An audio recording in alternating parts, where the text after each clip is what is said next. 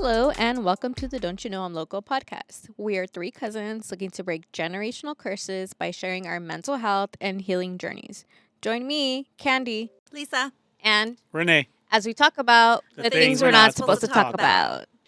Hi, guys. Hello. Welcome back to another episode. For those of you that are listening and not watching, we have a special guest today. Yes. Renee, who's our special my buddy guest? here, Vanlooney. We served together in the military, Army. Go ahead and...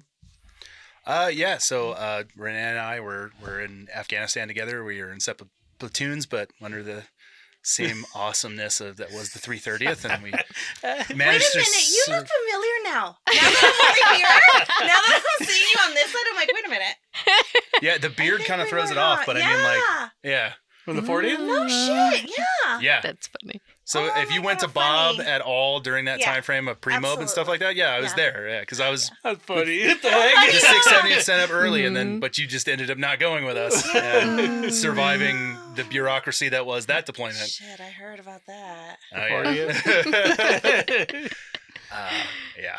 The missing 9mm was probably the hands my across God. Bob Sykes. Was I heard probably about that one. Yeah, little recently. Ramos. Yeah. Yeah, that was a fun one. Shit. That was just the tip of the iceberg of the bullshit train that was that deployment. But no, like I'm glad that we survived all that stuff. Yeah. And, but it's it's positive stuff. If we can survive that, we can survive anything, right? So We can survive what's going on now. yeah. Right? Oh my God. Tell us how. I'm used to BS, and but What did you say earlier to me today?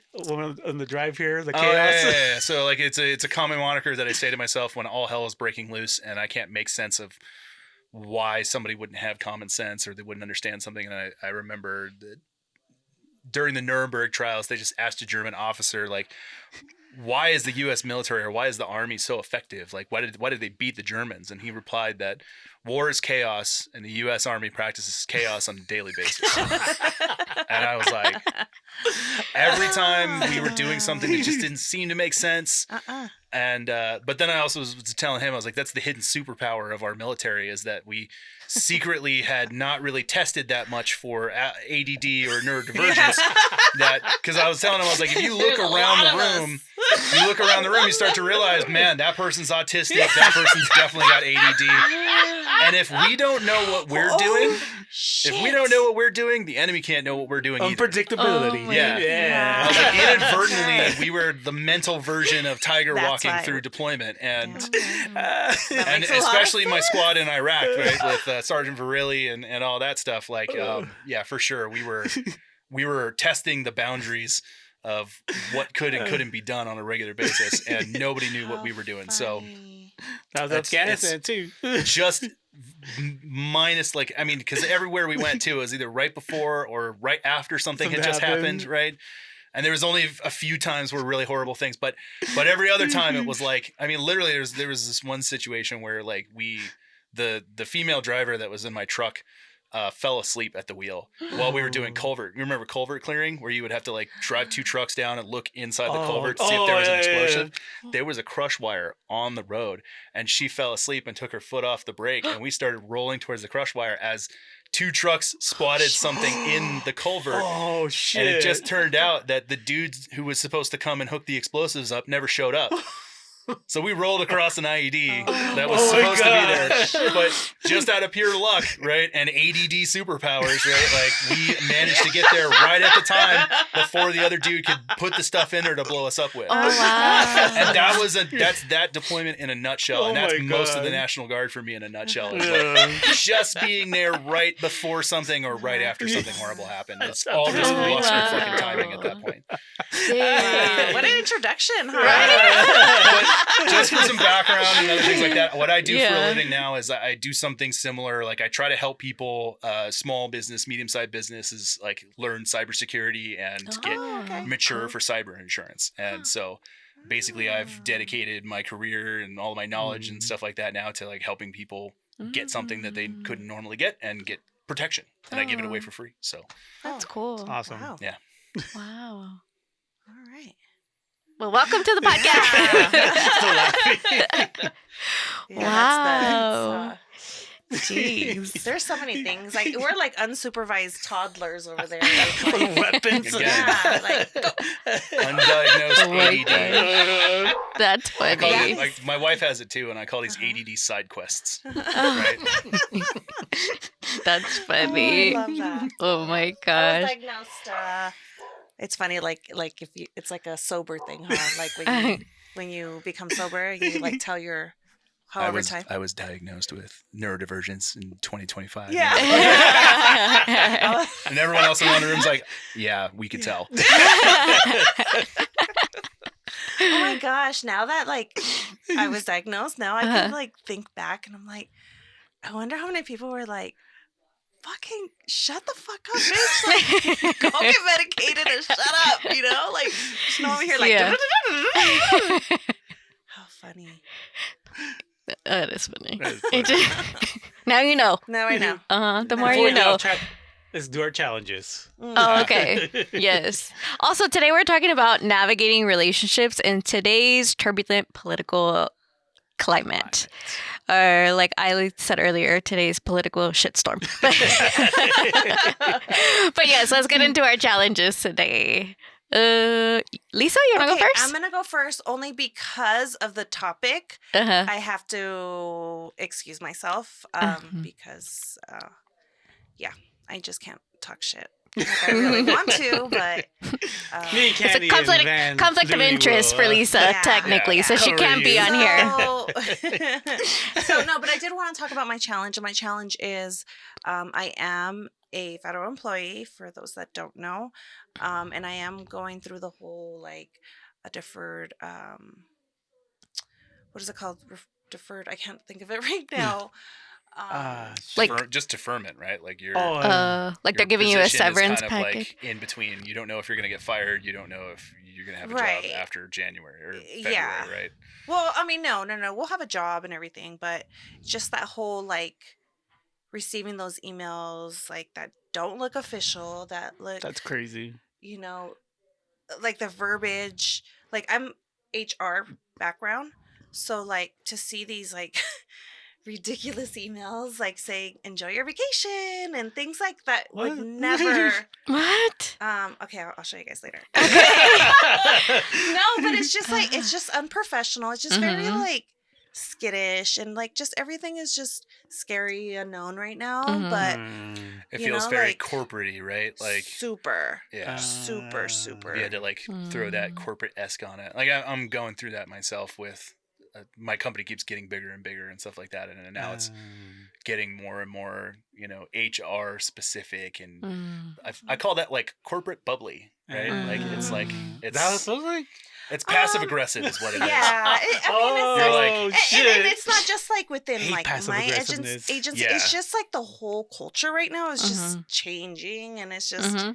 and it's scary, So Yeah. I'd rather take a step back and let you guys take over, and I'll be in the background. We got it. I'm We'll sure burn you it guys down. will hear me Mhm. laughing or talking Yeah. shit. We'll burn it down, huh, guys? Yeah. Yeah, burn it all down now. Yeah. No, but I also wanted to just let everybody know, like, regardless of what you believe or what, you're going through, like, we're going to be okay. Like, we're going to be okay. Regardless of what, we're going to be okay. Mhm. What? Oh, crossing my fingers. No.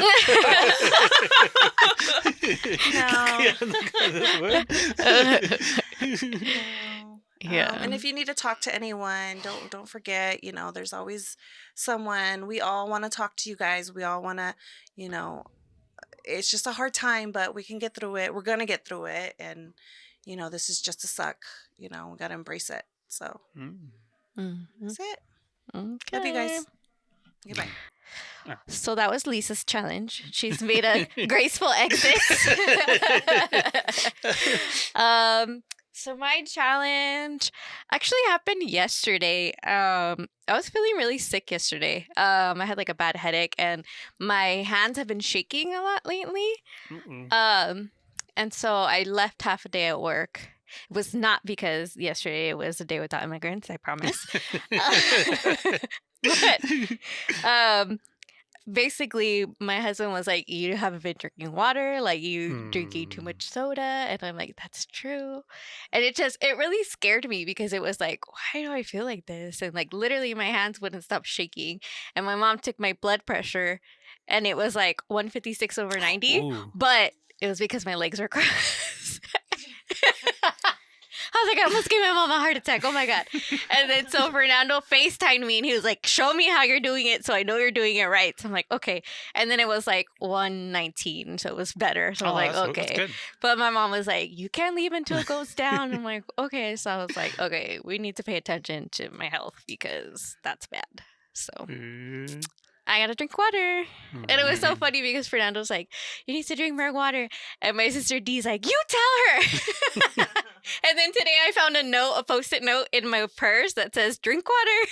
And It was change your from her. socks. Yeah. And Change your socks. socks. Take Motrin. It's a military thing. Oh, I was like, what?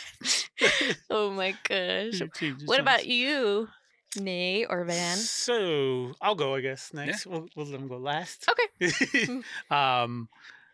My dad had a medical emergency last week, so I had to like make a trip to Mhm. California. I was gonna go anyways, but I wasn't gonna. I was supposed to go like on Friday, and I had to leave on Tuesday.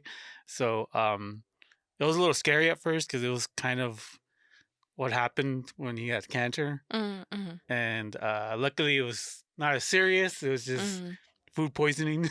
So he was in the hospital for a few days for observation, and he got out and he's fine now. He's just got he just has to watch what he eats and stay off the beer. And that's something I have to watch now because the last few months I haven't been telling him anything about it because I'm like, you know what, he's a grown man.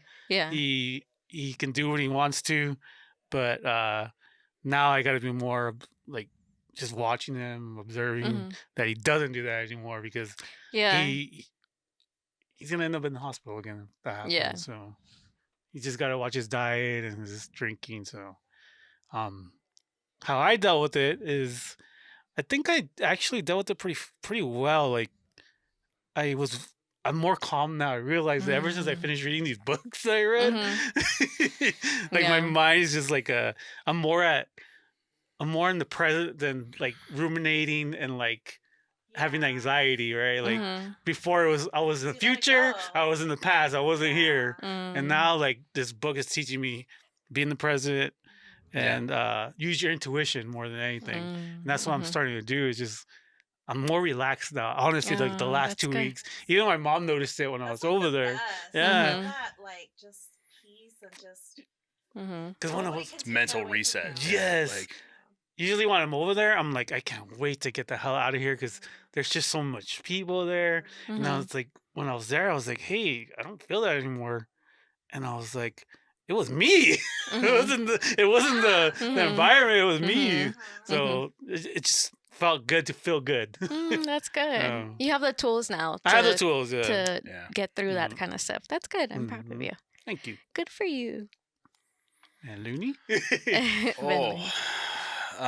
So like I manage a team of security architects and analysts and stuff like that, and this week's challenge is managing this giant workload of, because like I said, I give away cyber consulting for free to businesses to try to protect them because I don't want to lose.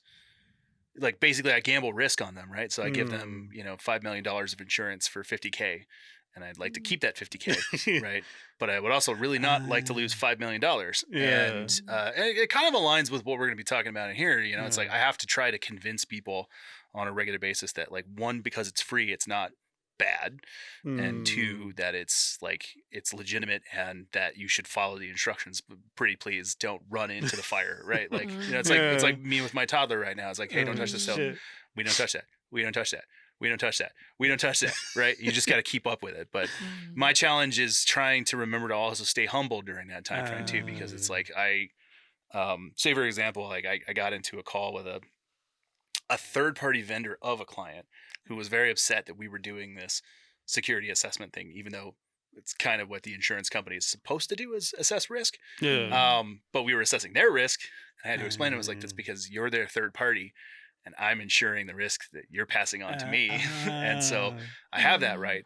But, I was in this meeting with these guys who were very like arrogant, and like they just started throwing their titles around and their experience and everything. And I had to remember to be like, look, don't feed into that. Right. Like, cause if I, get into a dick measuring contest with these dudes, I'm going to get fired, or they're still going to file a complaint, and then they're going to get away with whatever that thing is. And so just my thing is remaining to and remembering to be humble, but also remember to take care of myself afterwards, because I got to vent that. Because if I hold on to that internally, it's just going to rot. And so that's been my challenge for this week, is just I have so much of that stuff. Like literally right before here, I got like somebody asked me for help. I gave them the information that they needed, and then they sent back a cease and desist letter. What? Yeah, it was very weird. It's yeah, and you're like, it's like, hey, can you help me? And you're like, yeah, here's the help. And then they're like, here's a lawyer, right? So How dare you help me? holding. It's a lot like being, when we were MPs and stuff like that, and remembering to hold composure and other things like that. But again, remembering to like be like, you know what, like. At the end of that, though, I'm going to wash my hands of that. And as soon as that ticket is closed, it goes away with that ticket. And I'm not going to take that home. I'm not going to take that to my friends. And I'm going to, like I said, remember to stay humble, because I know what I'm doing. And I know that even though I live in a world where everybody may hate me because of what I'm doing, right? I'm helping more people that I don't get to talk to.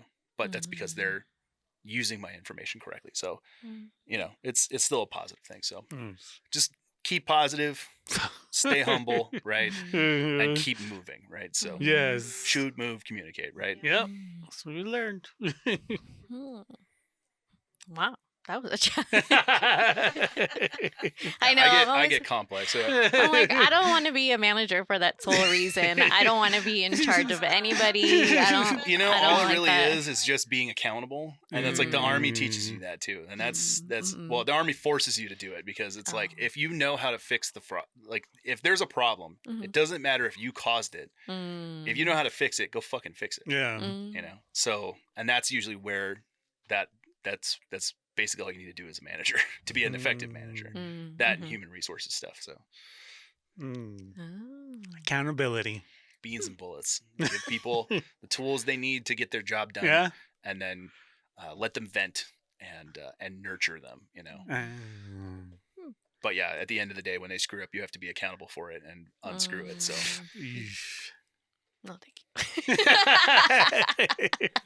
That's why I have a manager. I like being a dog dad. Right? Stay at home dog dad. Easy. Rene. Honestly, there's not a whole lot of correlation between like puppies and toddlers. It's pretty much all the same. They chew on everything, right? They don't listen to you, right? They pee on the carpet. Oh my gosh. That's so funny. That's funny. Seriously. Literally today, I told my boss, hey, on Thursday, I need to come in late because I have to take my dog to an eye appointment because she has an eye condition. So we have to take her to the ophthalmologist. There's literally only 2 here in Las Vegas. Dog ophthalmologist. You're Yes. the second person that I know in the last couple of weeks who said to take their dog to an ophthalmologist. Yeah. Yeah, because Shih Tzus have a they get condition, the eye goop. where Yeah. they don't create tear ducts at all. So her eyeball is literally dry, like no Yeah. liquid in it. We have to. Kelly's a Westie, and she has the same. Yeah. Yeah, and now you got to get special eye wipes. Yeah, and eye drops.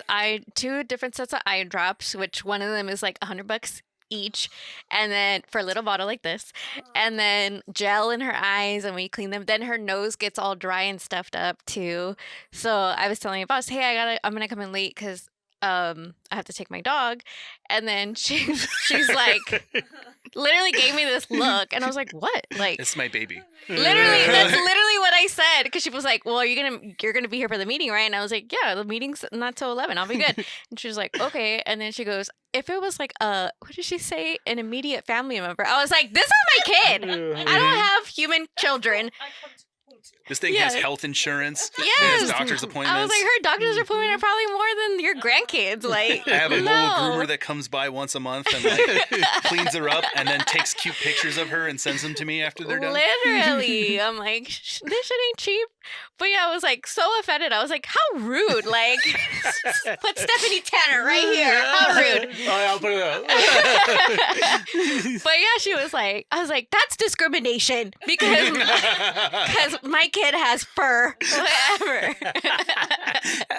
And I was like, ew, whatever. Just because I chose not to have human kids does not mean I do not get to take my kid to the Oh doctor. my gosh. But yeah, she's like, next time just tell me you have a doctor's appointment to go to. I was like, fine. Fine. I was like, she has an eye condition. How dare you? But yeah. I forgot. I wanted to tell you guys that one. It's like, how rude. I was like, you guys would understand. Mhm. You have to tell me about the eye doctor. Oh, okay, yeah, I will. I'll give you the number. Yeah. And my cousin's dog is a golden retriever, and he is like, it's not like they forced him to or anything. Like, he is just one of those natural hunting dogs. Like, he just loves to go. Oh. Like, if they belong to like a shooting club, like Oh. proper shooting club that goes out and like shoots pheasants and stuff Oh, like that. shit. And like it was funny, like we went out there, and my cousin and my wife went to go walk the dogs, and me and her husband went to go shoot, like he was zeroing a rifle. And she was like, the whole time he could hear you guys shooting shotguns, and he was losing his mind because he's like, I have to go get birds. I have to go get him. But he like ran through the bushes and like scraped his cornea. Oh, no. And so they had to take him to the ophthalmologist. Oh, but now he has like little dog goggles, right? For hunting, yes. So Oh yeah, my God, like, that's awesome. and he's super spoiled. It's like it's not like one of Really? those hunting dogs where like stick him in a kennel. No, he like sleeps in the living room and stuff Oh, like yeah. that. He's like old Yeller, you know. When he goes, you're gonna be like, oh my god. Okay. Yeah. Literally, they're children, okay? Yeah. They probably love us more than kids love their parents sometimes, okay? Oh, 100%. If I go downstairs right now, or if I go down to the thing, ladies will be downstairs right there, waiting for me at the stairs. Oh, that's the best. Coming home to that. Oh, yeah. All right, guys. Time to get into the shitstorm. Do it. So how do you guys feel? I feel like literally it's been 2 weeks of one thing after another. It's like, I can't believe this. Chaos every day. Yes. Every day is chaos. Big time. So today's big news, where this is gonna air in a month, was Gaza, that Trump wants to take over the Gaza Strip. And I thought for sure, I was like, there's nothing's gonna surprise me anymore. But this one took the cake today, I think. Mhm. I was just like, what the fuck? It's like a lot. It's a lot. It's kind of like Howard Stern when Howard Stern first come out. It's like, I want to see what he's gonna say next. You know. Mhm. Is he actually gonna be able to pull any of that shit off? I have Yeah. no fucking idea. But Mhm. you know, honestly, like it's almost a little bit of mix of like, I think we give a lot more credit to malicious intent versus incompetence, right? And because there's a gray area there, Yeah, right? there Like, is. because if you have, like, I always break it down like this, is like, especially when like I hire people too, it's like, I always see a struggle between a fine balance of confidence and competence, right? Because when you have like people that need to talk to people in sales positions or in like consulting positions, you need to have somebody who's confident in their skills, but also competent in those skills. Mhm. And, you know, this guy bankrupted 2 casinos in a row. Like, it wasn't like slow progression. It was like one after the other. And that's like real hard to do. Like, those are money printing machines. I can understand Yeah. if it was like during the pandemic, but it was like at the height of like being able to run a casino. Casinos are set up for you running it to win. Like, the house wins. Get people drunk, Yes. let them bet money. Like, how do you do that? It's a printing press. Yes. Yeah. But like I said, it just, again, it's like you break it down to, is it competence? Is it too much confidence and not enough competence? Mm. And then that's why it kind of seems like it's a crazy shit show. And I actually kind of started looking at it from this perspective too. And I was like thinking about this yesterday because I was watching this documentary on the Iraq War and specifically around Saddam Hussein. And I was thinking about it myself. I was like, are we maybe confusing the wrong dictator here? You know, because everyone's like, oh, he's like Hitler, you know what I mean? He's like comparing him to Hitler. And I'm like, I'm starting to see more, you know, Cheeto flavored Saddam Hussein though, you know, in the way that he Cheeto says thing. things and does stuff, right? So I don't know, you know.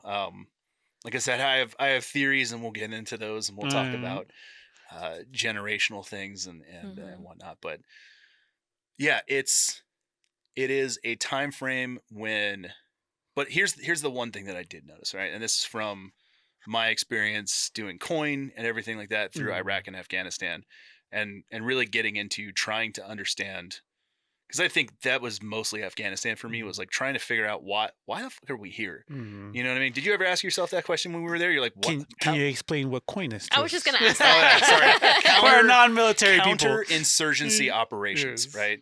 So hearts and minds, right, is what Okay. the objective is. And it's supposed to be like, okay, so we got to go out and we got to kill the bad guys. So the infantry and the cavalry and all the combat arms guys, their job is to go find the enemy, engage with them in combat. Our job is to like rebuild the infrastructure and train the police and like get them to do community policing and other things like that. And what it really ended up being was like trying to get them to stop smoking hashish and stop robbing all the trucks, right? And act like fucking police officers and stop, killing prisoners and other things like that, right? So, the one thing that I can say about like any kind of, I want to say like cult or any kind of situation where you have like what's going on right now is it's always the same recipe. Because I was always trying to figure out, I was like, I just don't understand these people. Like, and you remember they always said like, especially we had to have that mindset when we switched from Iraq to Afghanistan. They're like, it's a different world. Yeah. It's a different place. They're different people. And I was like, how? But then we got there and it was like, oh, I get it. Yeah. And the Afghan people talk about like just crazy like set of rules, but like it was very clear to me, at least by the time we left, that place was never going to go anywhere. Oh no. Yeah, like I think I gave up after the first month trying to understand their culture. Like I understood their culture, but I couldn't understood that mindset of like, leave us the fuck alone and we'll just do whatever we want. But if you try to instill some kind of structure on me, I will destroy it. Like that's the only thing I'm good at is I will screw this all up for everything. And it's like, there'll never be a government here. There will never be any of this stuff. And it's just, at that point was just like, how do I make it to the end of this to get home? Yeah, it's just a rival.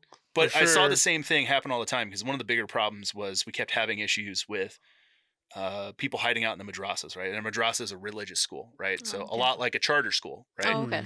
Pretty much same principle. You have a mosque, you have a madrasa, right? It's where all the religious teachings. There's a mullah, right? Who's like your pastor or whatever it is. And he controls all the access to information.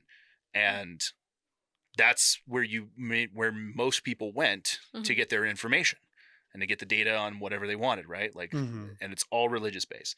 But if the Haqqani network, Al Qaeda, or the Taliban go in there and they pay the mullah whatever they want, then they can dictate what the data is, or they can dictate what the information. So I started to realize this is the same thing that happened in Iraq, because I couldn't fathom things like, how could a family blow up a marketplace full of people, right? Because one family made ice and that was their business. But how could they get to that point of being like, I'm going to commit terrorism and like inflict my children to this? Like, it doesn't compute for me, because it's just like my morals and ethics from years of Western culture are just waving over me. And I'm like, I can't wrap my brain around it. Yeah. But then I came down to it as like, because that was another problem with Iraq. We got there and it was like, during the first part of it was like, there were VBIDs going off like every couple weeks.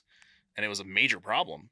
VBIDs are vehicle-borne IEDs, car bombs. Yeah, okay. Sorry. At the time I'm like, what? But again, as like a 20-something-year-old kid, you're still trying to figure that out. Like, how does somebody, how bad does it have to be for somebody to be like, I'm gonna do this? And then there was a situation where we had a blue on green incident where one of our friends got killed by an Iraqi police officer. It was a sergeant in the infantry unit that was doing the infantry training that we used to work with all the time.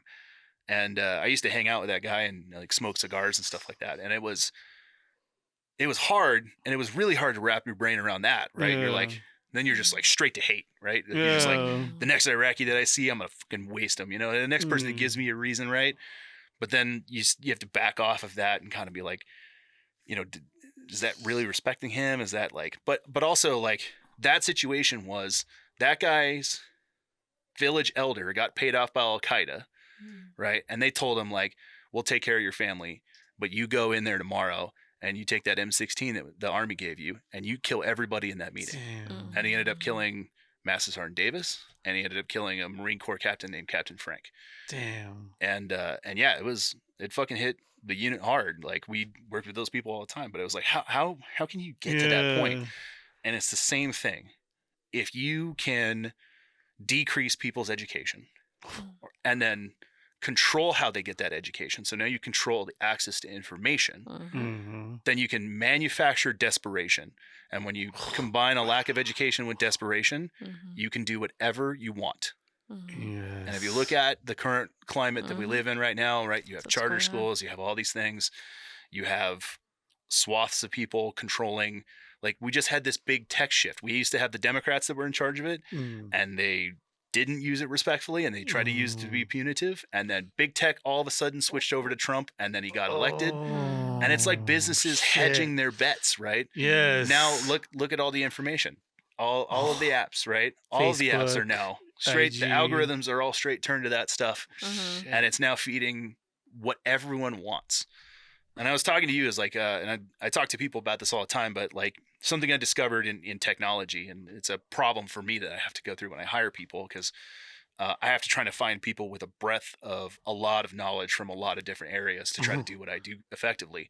And it's hard to do that in my industry because everybody gets into these silos. And a silo is basically like, it's like a corn silo, right? It's a big tube, right? And it contains things. And so people in their jobs, people in their social infrastructures, and even in politics get into silos. And when you're in a silo, nothing outside of the silo makes any sense to you. It's not in your zone of responsibility. It's not in your eyesight. Shit. And so you're solely locked onto what's in your silo, and you never get the experience of anything else outside of it. So, like I'm talking about today, or what I want to talk about today is effectively like what I have to try to do at work all the time with like engineers and other neurodivergent people who are like super nerds, and especially other people at other companies who are like getting into this for the first time, is remember that people are in silos and try to get them to think outside of those silos for a few moments, right? And that's what we all have to do as a challenge every day, even in our current perspectives. If we end up talking to somebody from a different viewpoint or whatnot, right, is to remember that am I being in a silo? Am I thinking think about that all the right? time. Yeah, right. Yeah. And I'm it's like, you am I don't have wrong? to 100% agree with everything that anybody says, but if you stop and you listen to them when they're talking, then you at least can like focus in on the points. And I like my wife brought this up too, and it's like when we were talking about relationships, like I've had a tumultuous relationship with my family. Oh, yeah. And different members of my family like to pick political fights with me all the time, just to see how angry they can get me. Because I'm like, I would say like I'm a middle ground, like, kind of person. Like, I'm not super overly religious. I like my guns, right? But I don't care if you love somebody who's the same sex as you, or whatever the fuck you do in your privacy is up to you. Just wash your hands, right? Right? I don't care because it doesn't affect me, right?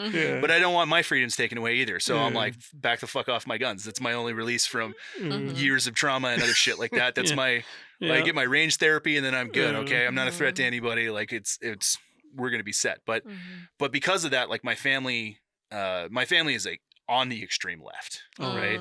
Like, if you misgendered somebody, they would put you in a concentration camp, kind of extreme left, right? And I mean, literally in that situation, it's like my mom slapped me across the face when I joined the Army and kicked me out of the house 2 weeks before basic. Oh, wow. And like basically disowned me as a human being.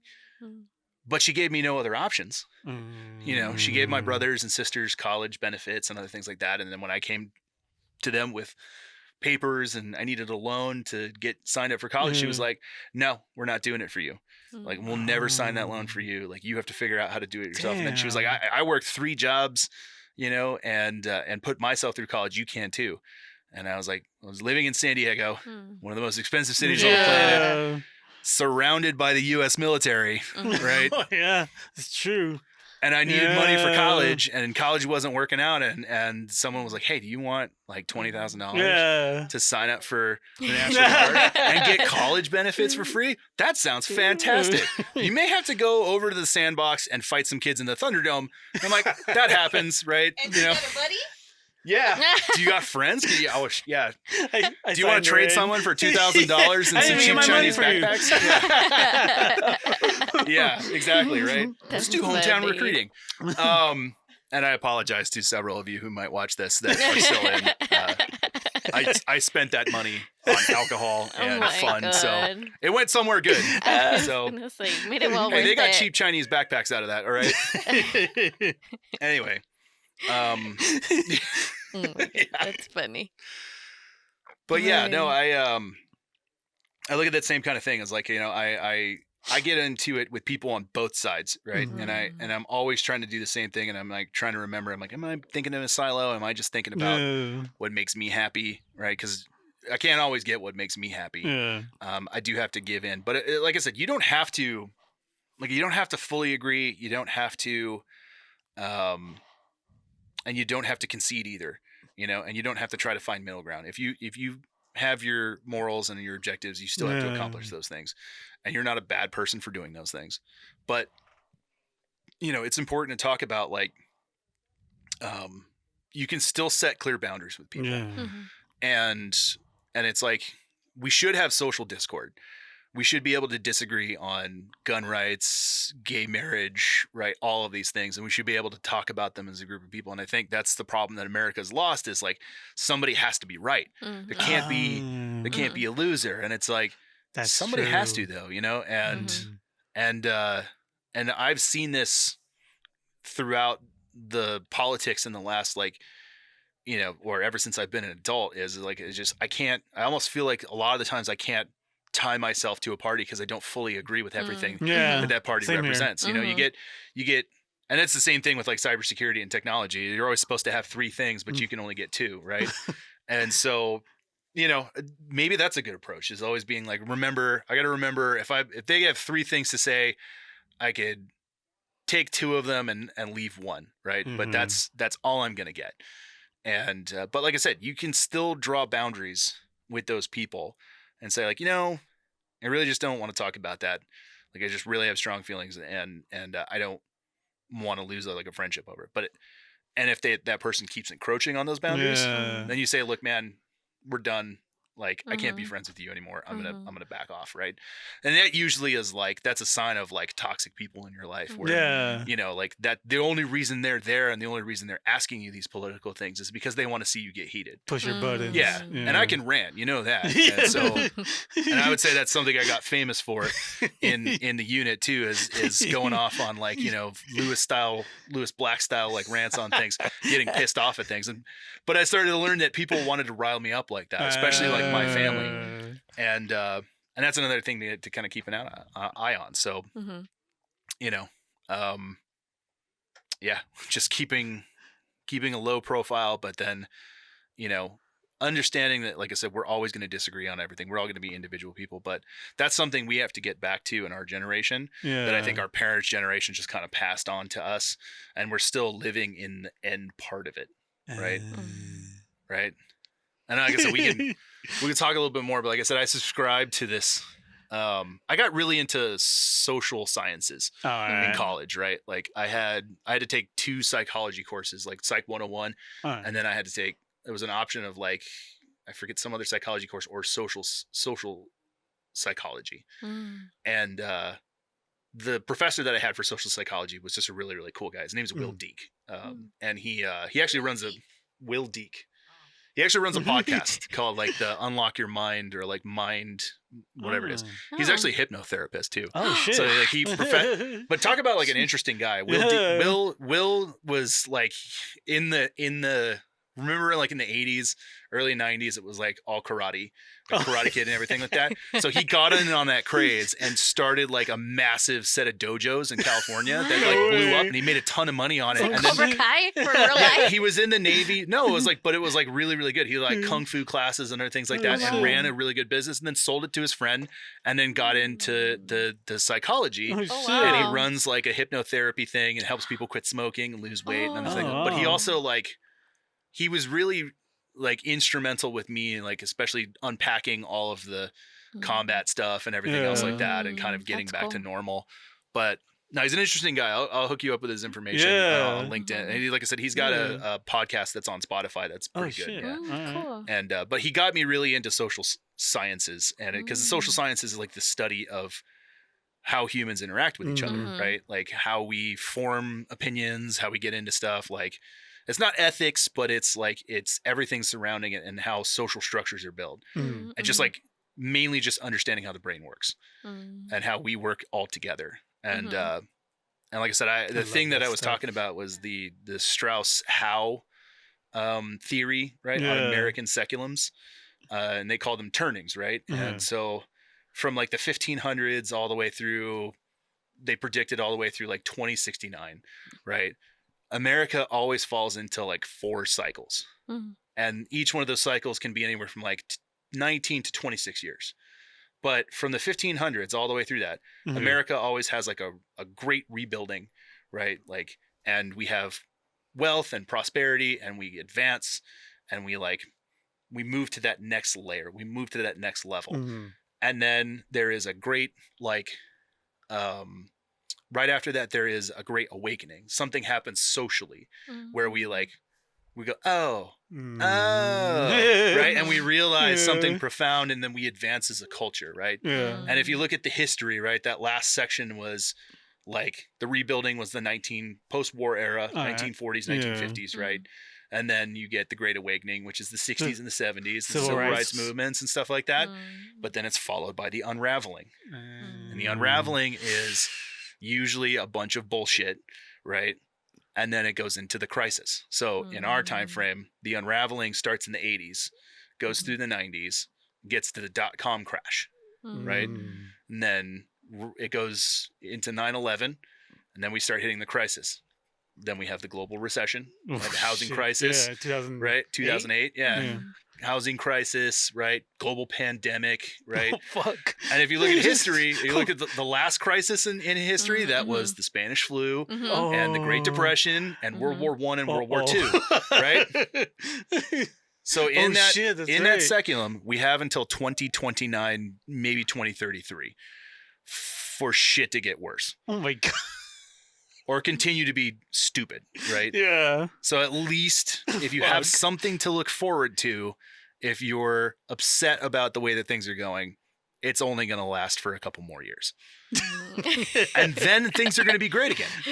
Okay. So in reality, he will make America great. It just won't be him doing it the way he says he's going to do it. No. So, but we'll figure it out afterwards. But it's also like if you look at specific things, and this is why there's a condition called not a condition, but it's a mental process called apophenia, right? It's how we human beings tie unrelated things together. Oh shit. Yeah. It's pattern recognition basically, right? Yeah. So that's how you can, like, some people will take 2 completely separate things and they'll see a commonality or a pattern between those things and they'll tie them together, and that's where we are right now, right? I did that this week. That's most conspiracy, right? Everybody has it because that's how our brains work. We like to organize things. We like to be comfortable, and we like to organize things into things that make sense. That's apophenia. And this may be my apophenia in being like, I look at these things and I looked at my past experience with like crisis. Yeah. So like, like I said, before Iraq was the 2007 fires in California, and I got called in on that one. That was like, I just got out of basic in San Diego and was automatically thrown right into that. And I think that was my first experience with being like, everybody is always at each other's throats in America all the fucking time when things are good. But when the shit hits the fan, right, then we all figure it out. Yeah. Like 9/11 kind of like after that. Yeah, America's a little bit, I think America is a little bit Like, yeah, bipolar. It's the bipolar blonde in the bar who picks the bad guys all the time. Mm-hmm. And you're like, Christina, seriously? Christina. Again? Like, I know you like guys with bikes, but come on, Yeah. right? But here we are. Here we are again. We have to go through it in order to get to the next level. We have a type. Yeah, we have a type. Exactly.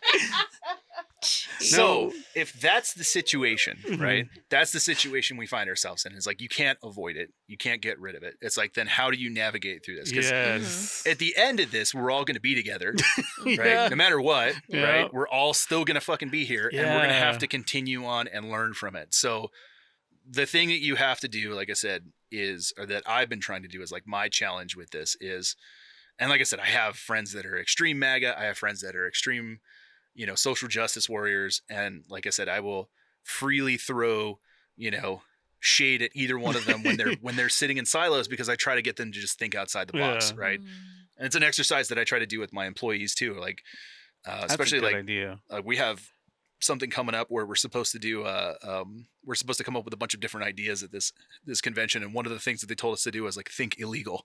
Right. It's a good exercise to get outside the box, Oh, right? Yeah, because Right? you got to think like, Yeah. whatchamacallit? You're always like, yeah, I got to do things, and I got to do things by the rules, and they're like, Yeah. but break the rules once Yeah. in your thought process on how to fix it.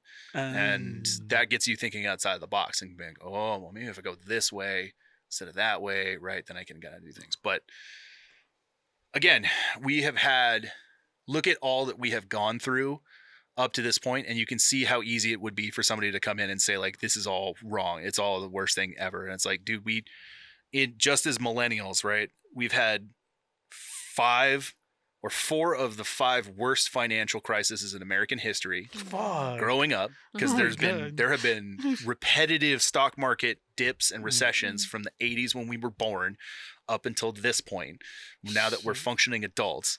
And we just live in this world where it hasn't been good. No. It hasn't been Yeah. good this whole time. I think the 90s were all right. Yeah. But that's just nostalgia, and we're just kind of covering things up. Yeah, Like, yeah, that's cool. true. We had Dunkaroos The Ninja Turtles. and Ninja Turtles, yeah. But what we weren't paying attention to was like, yeah, the eventuality of the not- little shit that they were of doing. the corporate us. dystopia that we live in Yeah. right now, right? Oh my gosh, yeah, you're right. And this is the other thing too I get to see on a regular basis. And this is also, I say, silos, right? A lot of people don't leave the United States. They don't even leave their hometowns. They don't Yes. leave their states. Yeah. I regularly work with a bunch of people who are like, I have employees that are in the UK, that are in Australia, that are in Canada. And I'm always just like, I'm like talking about whatever new shit we're up to this week in our, like I said, dystopian, like current position of being like, yeah, we have to pay for ambulances and Yeah. all this other stuff. And every time we do mention that we could pay for this stuff, it's brought up as like socialism. But I'm talking to people who have no idea what that's Really? like. What the It fuck really is Because that? their is. countries have socialized Yes. healthcare Uh-huh. that fucking works, Mhm. right? Yeah. So, and they're just Yes. like, we feel bad for you guys. Do you Yes. need a hug? Like, Seriously, like, Shit. is it Italy? And they do have get their own paid problems. vacation, like months of paid vacation and all this stuff, and I'm like, yeah, but But Italy asking- also like falls apart every 5 years, and their government collapses, and they just go, yeah, that's how this works. And it's the same thing. There's still problems in those countries too. Yeah. They still have other issues, and they Mhm. just like I said, they just have better healthcare than we do. mhm. But like America is, like I said, we know what we're doing. That's, I think, is Mhm. something to inscribe on our tombstone. I know what I'm doing, Mm. right? Like, we're number one, and we're Oh like, my yeah, but we're God. like We know what we're 28th in doing. infant Oh my mortality. and, god, like, 28th though? oh, I don't know. I haven't looked at the stats lately, but Oh my it's, God. we suck. We suck at a lot of stuff. Education too, right? Yeah. Like way down there. Holy shit, man. Yeah.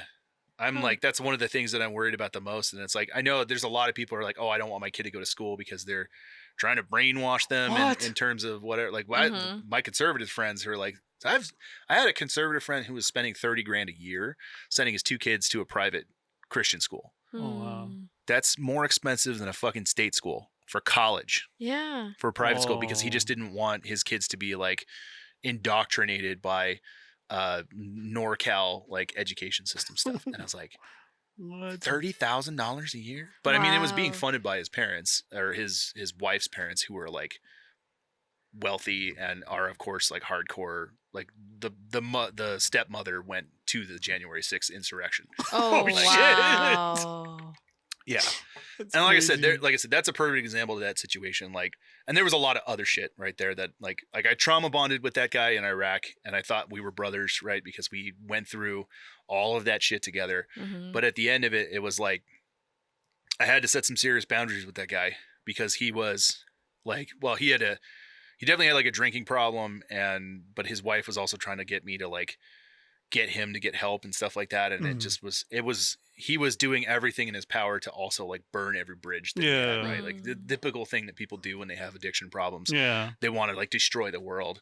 But like he seemed to navigate straight towards MAGA as hard as he possibly could. And the guy that I knew in Iraq was like not religious at all, right? He was like some surfer dude that like grew up in fucking Long Beach, That's right? crazy. Sold weed, right? Like not your typical like, you know, F the immigrants, you know, like MAGA, right? Like That's crazy. I'm pissed and like whatever at life, right? But he just navigated straight towards that because, like I said, like I mean, his desperation was coming from his own problems, not dealing with unpacking Iraq, not dealing with any of that stuff. And then regardless of, you know, like some people say like, oh, well, you know, if you didn't go through like, you know, hand-to-hand combat with somebody or whatever it is, you don't have PTSD. Kind of like, What?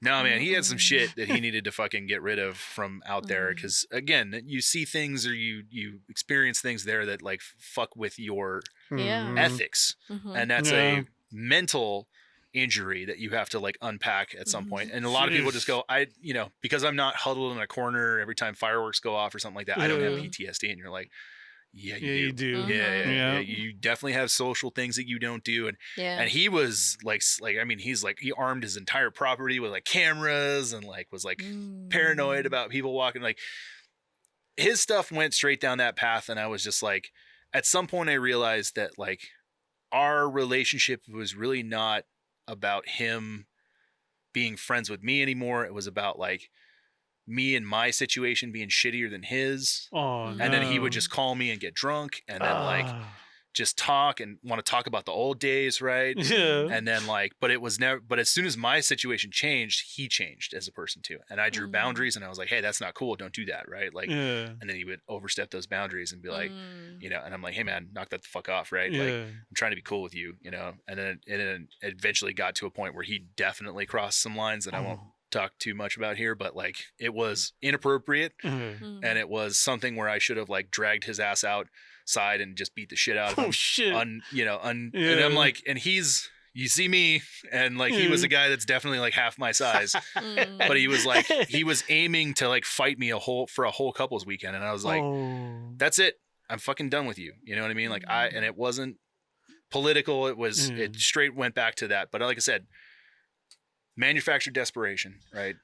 Lack of access to information or siloed thinking. And then you get into where we're at today with a lot of different people. And navigating that with people, like I said, is it just boils down to this. It's like, look at that person as a person.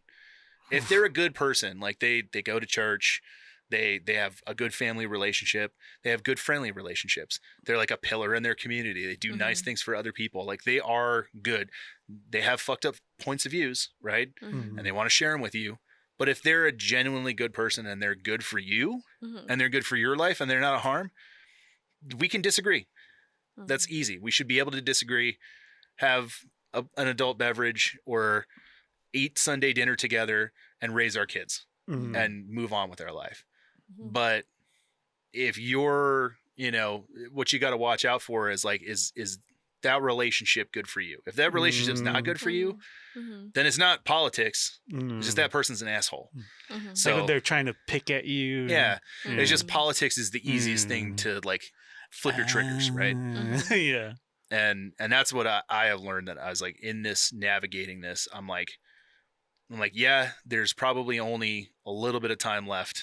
And in the grand scheme of things, for how long it has taken to get to here, for all of the crap that we've had to deal with as everybody, not both sides, right? Because we're all suffering in this together.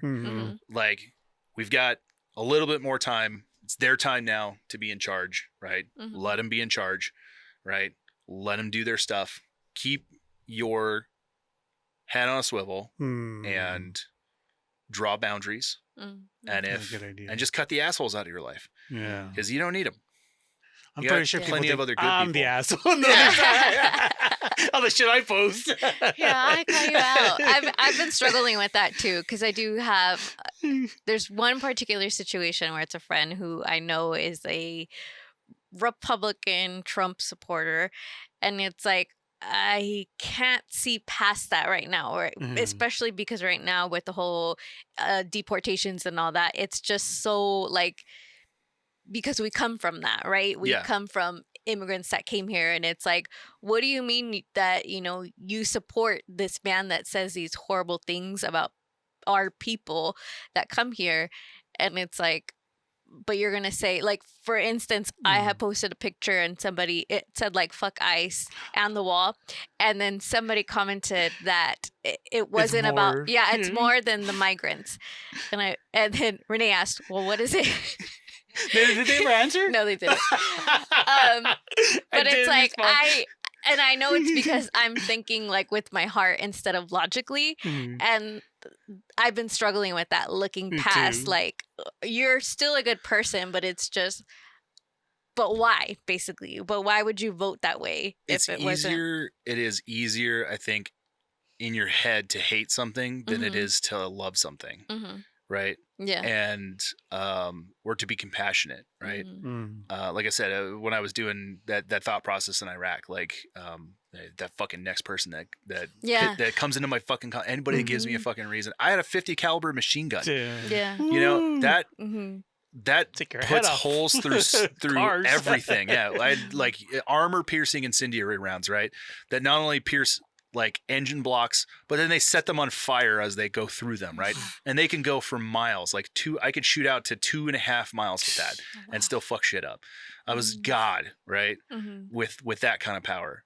But it took a 20-something, 21-year-old kid to just be like, dude, like, but what if that's just some dude who's having a shitty day, Mm-hmm. right? And he rolls into the convoy, and some people will be like, fuck him, you know what I mean? Mhm. Like, and that's honestly, that's how we both got through Iraq and Afghanistan. Mm. Like, we didn't want to sit through and try to do the hard thing and like try to understand the Afghans. We were just like, fuck them. Mm-hmm. If they give me I'm just here because I have to be, because I'm trying to get college benefits, and or I partied too hard in college. Now I'm here.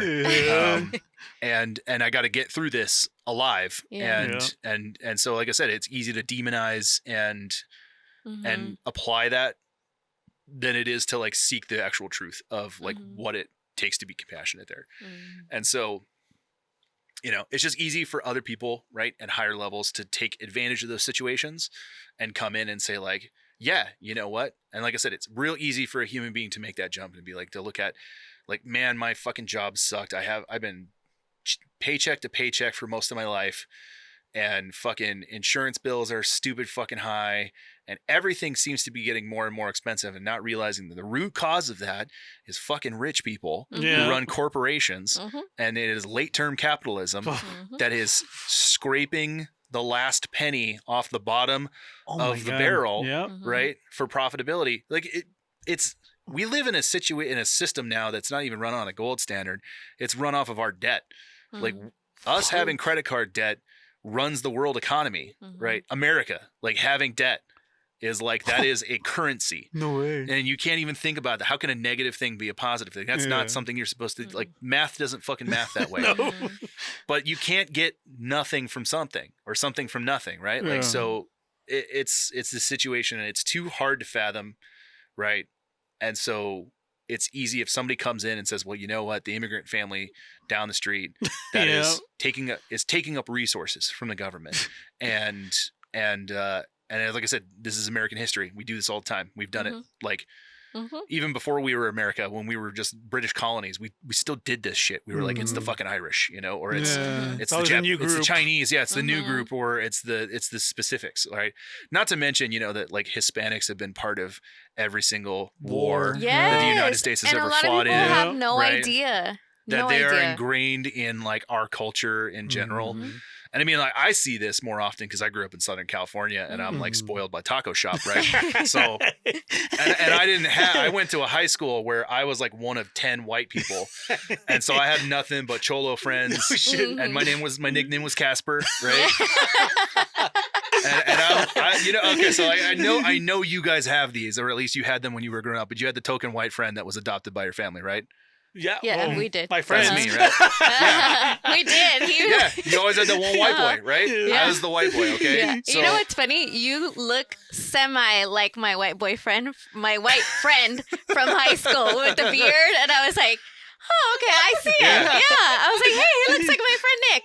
Yeah, it's like when we get off this, I'll show you a photo because my homeboy Gilbert sent me a picture from our prom one year, and it was like it's me and him in front of our lowrider in suits, right? That was my friend group, right? And so like I don't want to say like I get like Latino culture, but I grew up around it. Yeah. I didn't want to be Your around my environment. family, so I grew up around his family. Yeah. And all of their problems.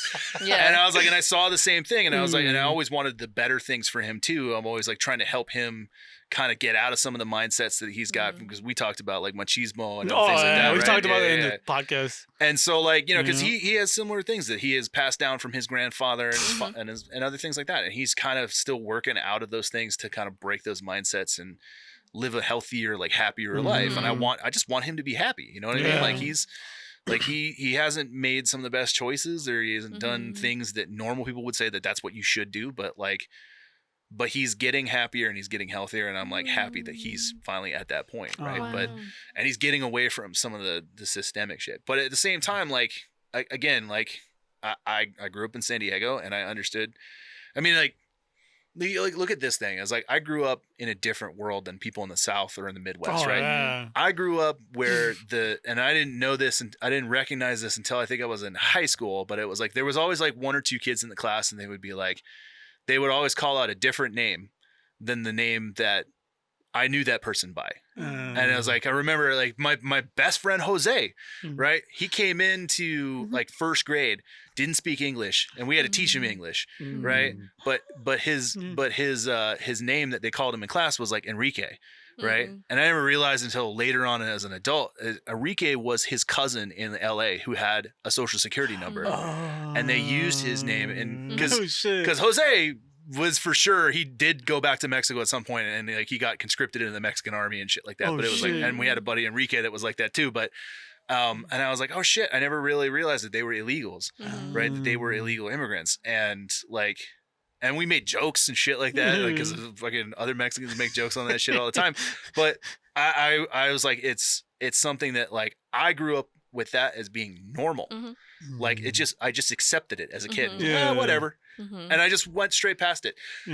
Nobody manufactured that was evil for me. And so when I get into the future, I'm like, I don't see like an immigrant family coming to the United States, even if it's illegal, right? If they cross the border illegally, right? As something that's hurting us because I know that they come in here and they bust their fucking ass to do what they're supposed to do. Pay their taxes. They pay their fucking taxes. Yeah, they send their money out, but you know what? Who else fucking sends way more money out of their fucking country? Billionaires who put their money in Swiss bank accounts and the Cayman Islands, right? So they can hide them from our taxes. Or they put them into a fucking $4 billion watch, right? And make shit up like art, and which the whole fucking art thing is like, oh, it's beautiful, but rich people basically just figure out how to say, okay, well, let's put an imaginary fucking number on this so I can take this thing with me into Switzerland and not catch the attention of customs because it's a piece of art and not a box full of money. So that's how they transport it. Like they just move money around that way. So it's easy to convince people that your neighbors who are different from you are the reason why your problems exist, and then to try to move them around and do whatever you want to do to distract them from the fact that it's the real reason why you're stuck in this class warfare. It's not because of the poorer people. It's never ever been that the poorer people, the poorest people are the reason why it's suffering. And I get the whole, hey, it's America first and all that stuff. But it's also like, look at the aid that we give to other people. We give people military aid. What do we give people in military aid? We give them weapons. We give them weapons that need maintenance. You know, and I know that a Humvee is the worst fucking vehicle ever made. Terrible. It runs, if it doesn't have a support contract from AM General or General Dynamics or those Oshkosh vehicles we had in there, our trucks broke down every week. Oh no. They're the shittiest fucking vehicle. Our military vehicles, military grade, military grade stuff is the shittiest stuff. And it, like, okay, one mission in Afghanistan. The fucking platoon sergeant and everybody went cab chasing out in the middle of fucking nowhere in a black area where there was no fucking thing, and they broke a fucking axle on one of the MRAPs, right? And then they made the fucking sergeant that was left there made me go to the cav side to go get the recovery unit to go out there to go save their asses. And I had to like sit in front of a first sergeant who was like, well, where's your platoon sergeant? I was like, he's out on mission. And he's like, well, where's your platoon leader? He's also out there on mission. He's like, you gotta be fucking kidding me. And I was just like, hey, Top, I just work here. Okay, what do you want, right? Jeez, dude. As a National Guard MP on top of it, right? But look at that one vehicle, right? That one vehicle, they broke an axle on that. You figure like a truck axle, a normal truck axle will probably be like $8,000 or $9,000 in parts and labor. No, $75,000 for that axle. Wow. Because they had to pay a Caterpillar contractor from USA Jobs 6 figures to install it properly, right? And then ship all that shit out in the middle of Afghanistan. So yeah, it's all the military industrial complex just floating around there. But same thing, we give everybody our old shit and then we buy new shit. And guess what? Those defense contractors who have offices in Alabama, San Diego, Nevada, like Arizona as an example. I used to do managed IT services for a bunch of little conglomerate, or a bunch of individual businesses that were defense contractors. Not these big names like General Dynamics, but these little guys. Yeah. Like at least 5 of them made different parts for the Apache attack helicopter, which is built in Arizona, and the Bradley fighting vehicle. Shit. Like they machined specific parts for machine guns and other things like that. But they're these itty bitty little defense contractors that are parsed out to make individual parts as part of a larger supply chain that's owned by a defense contractor. Wow. But that contributes to our economy, right? Because we give somebody a Bradley fighting vehicle, but now we get a service contract for the next 30 years from that country to pay for that. And then this little company in Arizona gets to make parts for that thing for the next 30 years. Oh, God. And then they get to hire people, and then Arizona's economy grows. That's how the military industrial complex, and that's how military aid goes out to those things. And they're always like, we don't know where all the fucking money went. Like, we gave it to them in rockets, and they fired them at Russian vehicles and blew them up. Like, do you want to account for that? Like, do you want us to go get the shrapnel back for you to show you that, yeah, this $50,000 rocket that we gave them? Dude, we gave Ukraine so many Stinger missiles that we had stockpiled over the last 20 something years that I think it was General Dynamics had to remake the tooling to start making new ones. Oh, shit. Like, they were like, we haven't made them in so long that we actually forgot how to make them. Wow. How'd that work then? Well, they had to rebuild all the tooling to make new ones, Shit. to refill our stockpiles. So that defense contractor is now going to go hire a bunch of other people in the U.S. to make stuff. Like, if you look at our industrial complex, we really don't we make some cars, but most cars aren't even fully made in America. Maybe 60% of them or 50%. Like the most American made car, if you look it up, is like a Honda Odyssey. A Honda? Yeah. What the fuck? Actually, the most American made car is actually Tesla. Like 70% of the parts and things and assemble are made from sourced materials from U.S. and Canadian manufacturers. That's the key thing. U.S. and Canadian. Oh, right? Shit. So it's like an amalgamation of both. But yeah, the cars that are on the top list of American made cars, made in America, that are made with the most supply chain things from American companies, it's mostly Asian cars. What the fuck? Yeah, outside of Tesla, crazy. it's mostly other Asian cars. Not a single big name Ford. Ford, most of the Fords, even the trucks they make here are only 40 or 50% of the parts are supplied here. That's crazy. So if you're looking at shit like that and just, like I said, it's all that information's there. Yeah. Like it's all Googleable, right? Like all of those statistics, but you can just walk in there and say well, what if I say no? What if I say, no, that's bullshit. It was manufactured by somebody else. And that's all I'm going to say. I have another good saying, right? And this is also something that I have to remind myself when I was talking about not getting into dick measuring contests with other people and trying to stay humble. Someone once told me that arguing with an asshole is like playing chess with a pigeon. It doesn't matter what moves you make. At the end of it, the pigeon is still going to strut around, knock over the pieces, shit on the board, and fly away. I think they won. Yeah. And so yeah, it's does that say like, do you even really need to engage in those things? And that's maybe another challenge to do is to be like, if I'm arguing with an asshole, am I just doing it to make myself feel better? Because is it really going to change that person's mind? No, I don't think so.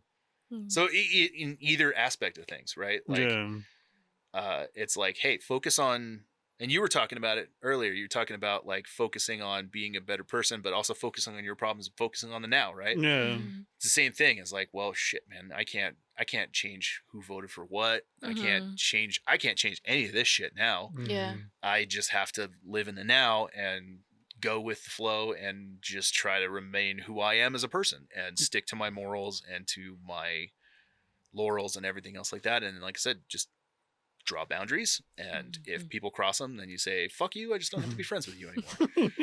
And then they go, oh, well, how dare you? You know? And you're like, yeah, no, that's not how it works. I'm gonna go over here. I'm gonna go do my thing. You do your thing. Right. And honestly, like it takes an enormous amount of energy to argue with assholes. It does. And it's like I said, it is an uphill battle that a lot of the times, like I said, it feels good to like try to get that information across to them. It does. Like but what it is doesn't it called? help. The yeah. You get Yep. you get all the nice little things, but at the end of the day, it's like like it doesn't matter because they're just gonna shit on the board and fly away. Like they won. And so fuck. I gotta remember that. Yeah. I really do. Yeah. And you've already survived a lot of that lifestyle. That's how we got through the military. That's literally the epitome of military lifestyle is you're stuck with a bunch of assholes and you're like, I just have to live through this, right? Like, or you should have been in the military. Like, no, thank you. like Spaceballs. You remember Spaceballs, right? Spaceballs, Like, who made that man a gunner? I did, sir. He's my cousin. He's an asshole, sir. I know that. What's his name? That is his name, sir. I'm surrounded by assholes, right? What's his name? Mel Brooks had it on Brooks par, is great. right? Yes. And that's I guess that's my other piece is masking all that stuff with humor, right? Yeah. Dark humor. So stick to the dark humor. It's good. They say that I don't know. Maybe I was reading something, but they say it helps you prevent dementia, or maybe it leads to dementia. I don't know. Either way, but hey, at least we won't remember anything. Yeah. Yeah. Dang. That was a good one. That was a lot of perspective. How you feeling about that? That was good. Yeah. I definitely feel better. I definitely think you gave me a different perspective. Yeah, I like the silo. Yeah, there's a show called Silo. So when you're talking about it, I Apple know TV, yeah. exactly what you're talking about. Yeah, Silo. It's literally about life in a silo. It's dystopian, and then, and they like basically at this point people are trying to get out. Right at one point, and everybody's like watching out the window to see what happens to the girl, and it's like a mystery. They don't know if she lived or if she didn't. So it's like everybody's too scared to go out, but they're like, but what if we go out and we're okay? But everybody's telling them, like the government is telling them, no, you're gonna die. We're keeping you safe here. Don't go out there. Yeah. We like to be comfortable. We're humans. Otherwise, we get anxiety and we freak the fuck out, and our brain just does not like anxiety. So but it always seems like there's too much information, and that's just like I said, that's just our brain trying to tell us to stop stimming. You know what I mean? Like it's like, hey, take a break. Maybe that's a good piece of advice too. Is like when social media is starting, because I find myself doom scrolling a lot, right? And I think I've been getting better at not doing it and focusing more on my son and doing other things around the house, just being more productive and just being like, I used to just do this because I bored and I used to but now it's just like, it's just the extreme because that's also like the algorithms of modern social media are designed to just pump that into Suck you. you Like, in. I think I watched like I used to be at work and I would get bored and I would try to, because I'm, like I said, I have a little bit of ADD as well. So I always try to like have something on in the background at the same time. And I was like multitasking and I'll do like 7 different things while I'm watching a YouTube channel. I think I watched one Joe Rogan video and then my YouTube feed went straight down white supremacy lane. Right. Shit. And I was like, you know, all of the right wing, everything was like all on my suggestion list. And then I was like, you know what? I'm just going to go with it. And actually I have a friend who's in the Air Force, and he kind of did his own experiment where he made like a separate account, like a brand new account. And he just started watching like popular MAGA sites, whatever it was. And then he just showed everybody his stream. He's black. Right. And so he was just like, look at this shit. This thing went straight down Hateville. And it was like, and it was just like into the underbelly of YouTube of shit that's not monetized, that is not, you know, supposed to be subscribed. But like we like watching that shit. We like drama. Like everyone loves fucking drama. You know what I mean? Like, ooh, yeah. So, I mean, that's what the algorithm is there for, is the algorithms go fucking nuts when we argue with each other. So that's another thing too, is like if you're arguing with somebody, I'm like, and I love to do that too every once in a while. I feel like it keeps me fresh for my job sometimes. On your toes. Yeah, but I gotta stop doing that because, like I said, at the end of the day, like I know I'm not going to change those people's minds. They've been, they've grown up that way their entire lives. They're going to be stuck in that cycle. And like I said, they're going to be on the opposite end of that spectrum, and we're just going to do this dance over and over and over again. But it also kind of helps knowing to be like, if you also look at that Strauss-Howe thing, right? Like look that up, right? And you look at the classifications or whatever it is, like the millennial generation, even though we've been accused of being the, you know, participation trophy, spoiled, you know, whatever it is. I'm like, we fought a generational war, right? But yeah, I got some. If you want some participation trophies back, you can fucking have them, right? But we've gone through all of this as adults. If you look at the last generation, it was the greatest generation. Was the last one who went through this generation in our lifetimes, and Gen Z is going to be the next baby boomers, and Gen Alpha is going to be the next Gen X, and then so the generation after that, the generation after that generation is going to be the one that has to rebuild America. Oh, fuck. Or is going to benefit from America's rebirth. We'll get to see it, and that's the positive side, but we're going to die right at the end of it. So, damn. Right. We have to suffer through it, but if you know, at least if you know that's your lot in life, you're like, well, that's true. Yeah. You're like, well, at least in the Army, like I said, that was the nice thing about the Army. They always let you know where you were. And so you were like, yeah, was it Bohica, right? Bend over, here it comes again, right? Yeah. The battle cry of lower enlisted, right? So that's the battle cry. I've heard that in a while. That's the battle cry of us right now. Oh man, that was at the 40th. That was like our platoon would just. It was funny, you know. Remember when everyone was really into like the whenever they went to attention, they would all do their little like moto things or whatever it was. And you always had like one platoon, or first platoon was always like, "What is your profession?" Oh yeah, the Spartan thing. Yeah. Everybody fucking did that for like decades. Our platoon, by the middle of Iraq, they would like one platoon would be like kill, and the other one would be like, "What's your profession?" And we'd be like, "Bohica." I'm gonna bring that back. Yep. Bohica. Just don't do it at work. It's not HR friendly. Just a pro tip. I said that acronym in a meeting one time, and I was like, "Oh shit, I can't." Yeah, no. What does that mean? I had to make something up on the spot. So. Oh no. Yeah. Jeez. That's hilarious. Just remember to turn your veteran off when you're in corporate land. But yeah, bend over. Here it comes again. That's our lot in life. If we just accept it, then it's easier for us to move on to the next step. Because pretty much after that, that's all in the military. Like if you think about it, it's like you go to basic training and you're like, this is going to suck. This is going to suck real bad. And you see that drill sergeant for the first time, like, this sucks real bad.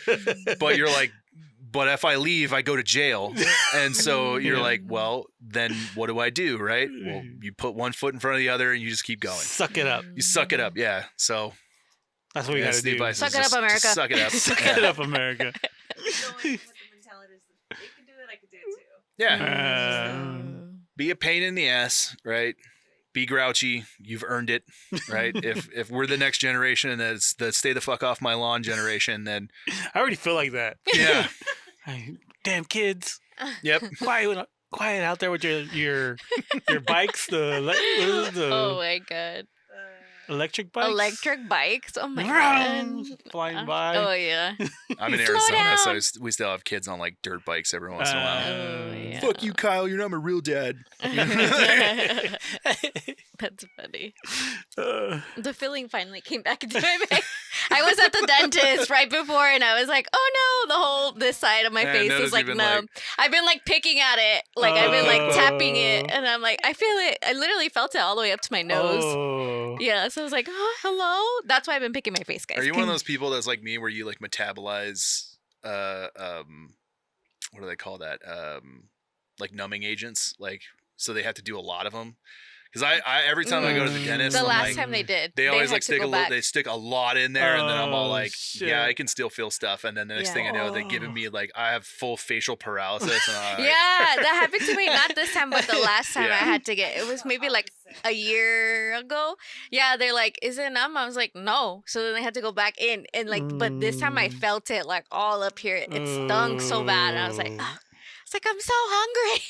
it's like a positive thing for me because I Yeah, could never like. and then That's my why I'll like suck up the pain. Like I'll suck up the pain, uh, so I don't get too much like the numbness. So Ooh. I will be able to eat. you're a crazy. little bit. Numb I the know, shit I out of hate me. that feeling of your face being numb, or the like where it feels so big, like it just. Mhm. Goes, Like I felt like I could see my cheek. And then you bite your cheek, and you're like, Ooh. oh crap, that's gonna hurt later. Yeah. No. That's gonna hurt. So my face looks lopsided. That's why. Just kidding. Are you ready to get deep? Let's get deep. Deep. Let's see. This is usually Lisa's job. Here we go. Who is the one person in your life who knows you best? I'm gonna say my best friend because she friend? be knowing some stuff that my husband don't be knowing from the past. He don't want to know from the past, but yeah, I would say her. What My about you guys? wife. Your wife? Yeah, Mhm. like it took a while to find her, right, and a lot of bad relationships to get there. Oh yeah. To learn my lessons I feel about that. like Yeah. toxic relationships and those things like Yeah. that. But like yeah, I have a good partner, and we we work through things, we argue all the time for sure, Mhm. but it's never like drag down knockout fights kind of things. And Mhm. every time we have had those things, it's usually because a third party came in and was acting like an asshole. But no, yeah, like she just gets me. She knows my triggers. I know her, right? Like we help each other through it. We are a team, right? In getting through life. And so like Nice. I finally have that. I have that person that I can like lean on as my rock. Oh, And then, nice. like, but I That's know cool. that person's going to lift me up when I lean on him. So Now you made me Nice. look bad over here because I You didn't say my wanna husband. Nah, I've known my best friend since we were 15, so yeah. she knows me the best, the most. Yep. What about you, Renee? I have to say my sister. Yeah. Yeah. I don't have anybody right now. So. The dogs. The dogs. Yeah, my sister knows. She knows me the best. I would say she knows what pisses me off, which is bad sometimes because she knows what pisses me Oh, off. she knows how to push her button. Yeah, but yeah, I'll go with her. Love you, sis. It's always good to have that person that like also kind of holds you accountable to your bullshit too. Yeah. Calls you on it. It's like, hey, that's fucked up, right? And you're like, yeah, I know. I struggle with that big time. And nobody likes criticism. That's another thing too in relationships, like Yeah. constructive criticism. Not even that. People like that, right? Like, like I said, I walk into a lot of situations with people where I'm like, hey, I'm here to give you free, like really expensive stuff for free, and they're like, how dare you? Shit, man. That's so So- weird. And even that's hard. You're like, I'm trying to help you. And I'm like, I have so much stuff to give you. Like, it's all great stuff. You're gonna pay a lot of money if you go somewhere else. And they're like, How dare you? Cease and desist. Yeah, cease and desist. You are no longer authorized to talk to this representative. Jeez, that's crazy. Wow. Well, that was a great conversation. was. You definitely shifted things in my Yeah. mindset, definitely. Because before this, I was like, fuck you, and fuck you too. Before Yeah, this. it was. Fuck all of you. Yeah. Got to see past that. Yeah, definitely. It's good to put it into perspectives. Like, where are we right now? Mhm. And how much more do we have to go? And what was the saying in the military? How many more days in a wake up? Right? Yeah, you're always like you're always counting down. You're always like it's this many days in a wake up. Well, 2029. 29 right? days in the wake up. Yeah. Yeah, That's funny. we're just a couple 30 years more... in a wake up and I'm out of here. Yeah. That's funny. Oh, well, thank you for coming Thank you for on. joining It was us. a nice conversation. Definitely Yes. appreciate it. Yeah, it's good to hang out. I'm glad I like I said, I got to get a little bit of escape from my employees for the day and Nice. hang out with an old army buddy and catch up, and it's always good. Great. All right, guys. That's our episode. See you next week. Later. Bye. Thank you for joining us. If you are in need of any medical assistance, please contact your local provider. If you are having thoughts of suicide, please call the National Suicide Hotline at 988. In case of emergency, call 911. See you next week as we talk about The things we're not supposed to talk about.